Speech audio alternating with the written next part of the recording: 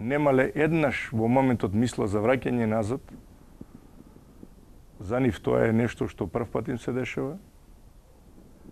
И за нив е типичен доказ за веродостојноста на посетата, за чистотата на мислата и за големата братска љубов што ние им ја подаривме за време на нивната посета. Ние сите како македонски народ.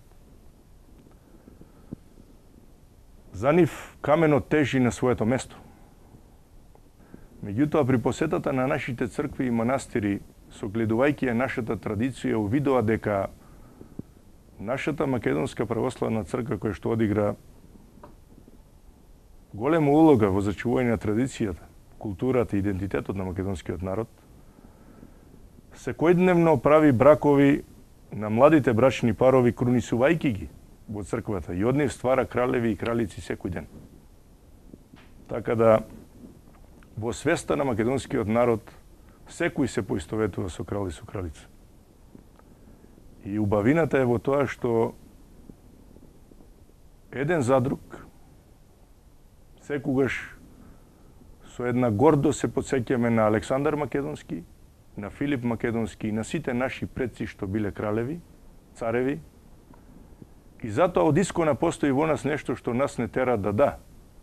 Тоа е правото ние во што може да се чувствуваме сплотени, да се чувствуваме едни, да се чувствуваме обединети. Нешто што на тоа дрвја со лисија што сега го имаме, ќе му се даде корен. И тоа дрво ќе расцвета. Така да тој чин и овие зборови што кралот ги упати кон нас беа нештото што многу повеќе вреди од тоа парче хартија. Да, некому му значи многу. За нас значи една голема одговорност.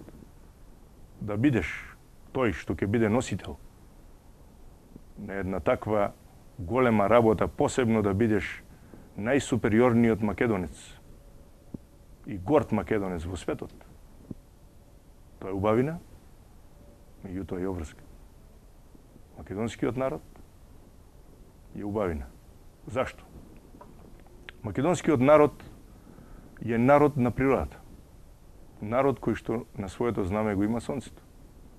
Народ кој што за човештвото може да придонесе многу, за сите после наредни генерации да живеат во просперитет, благодет и љубов.